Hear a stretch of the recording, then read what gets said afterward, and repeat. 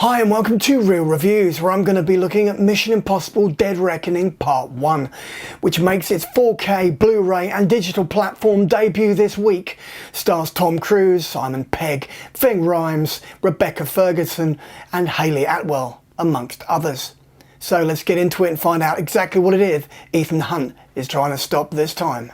So as anybody who's anybody will have seen this film, they'll know full well that it must be worth owning on home entertainment release. That's a 4K, get it on a 4K, don't download it, don't get it on a Blu-ray.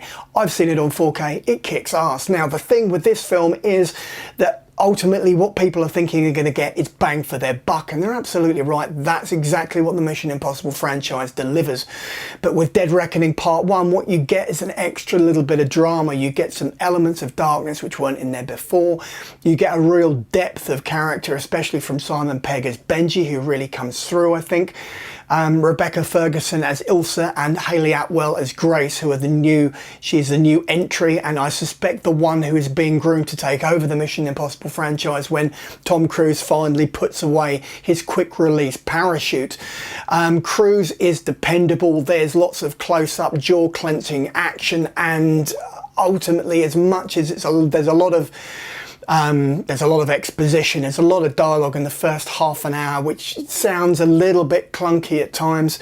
When this film really hits its stride, which it does, I mean, it's a good 2 hours and 30 minutes, it's a beast of a movie. When it actually does start delivering and you get an idea that this isn't just something which is hung off the nail of an AI entity, intangible threat, that's when the film really kicks into gear for me. I enjoyed it as much as you're going to enjoy these things going in. There was a lot more to it than I actually gave it credit for, and I walked away from. This is a Mission Impossible that I would rewatch, and I think maybe it's time. Let's move along and let me try and explain exactly what it is which made it so good for me. Simply put, what you've got is a tremendous amount of breadth within this film. It's big, it's a big film. You get that sense that this is a real tentpole blockbuster thing. I mean, if you know anything about the making of Dead Reckoning Part 1, you'll know that this is a feat which is mammoth in the undertaking. It occurred slap bang in the middle of COVID. Crew's got a tremendous amount of column inches and a little bit of criticism for bawling out some crew members during COVID, because he put his hand in his pocket and he put people up under his, I know the guy's loaded, but that's not the point.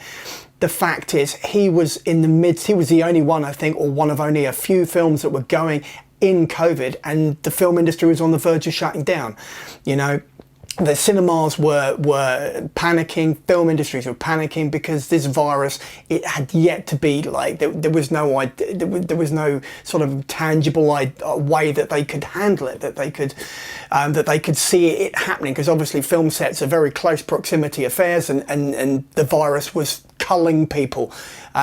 People were falling like flies. So the thing is, he was on the phone to the producers saying, I'm going to make this work, and he made it work in the middle of COVID. This guy made a film in the middle of a global pandemic, single-handedly, not single-handedly, but you know, he was the driving force. He was the one who kept going, no, we're going to keep going.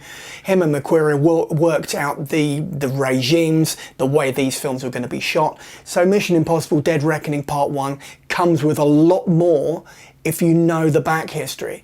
You know, and not only that, the guy was delivering. Then came Top Gun Maverick, which I've talked about in a previous review, but that ultimately should have got a Best Picture Oscar, and it got robbed, and that was this year. So anyway, that's the point. This is what makes this film so good. Aside from the fact that he's delivered, and the entire cast have delivered, and McQuarrie has delivered in this. You know, this is why you own these films. This is why this is why cinema exists.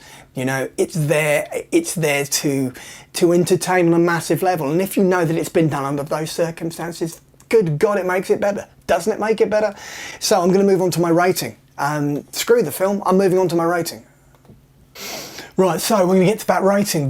I'm going to give this a 4 out of 5. I rarely give 5 out of 5 for stuff unless it really affects me deeply. But you've got to give it to Mission Impossible: Dead Reckoning Part 1. You've got to give it to Tom Cruise and the rest of the guys. This is a great home entertainment release. This deserves to be owned. This isn't just a digital download, stick it on your hard drive, forget about it, move on, delete it in a couple of months. Stuff like this, films like this, you should own them. You should own them, you should keep them, you should cherish them, you should remember them, because all that effort, all that time, all that commitment goes into making a film.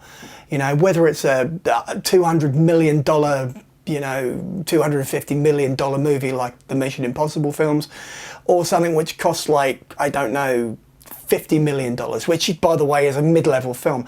So, 4 out of 5 on the big old 5 scale, and go and buy it. Go and buy it on 4K. Do it now. Right, moving on. So it is that you've reached the end of the Mission Impossible: Dead Reckoning Part 1 home entertainment release review. Yeah, we got to the end of that. So this is the bit where I'm going, look, if you've liked the video, then let people know. Share it, like it, share it around, tell your mates, tell your friends. If not, drop it and drop something in the comments. Let me know why you like it. Tell me why you don't like it.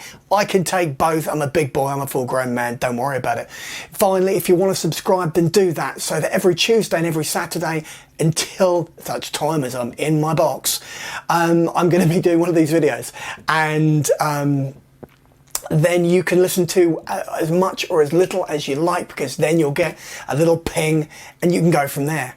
So that's it. Take care. Talk soon. And be sure to check out the rest of the channel. Cheers, bye.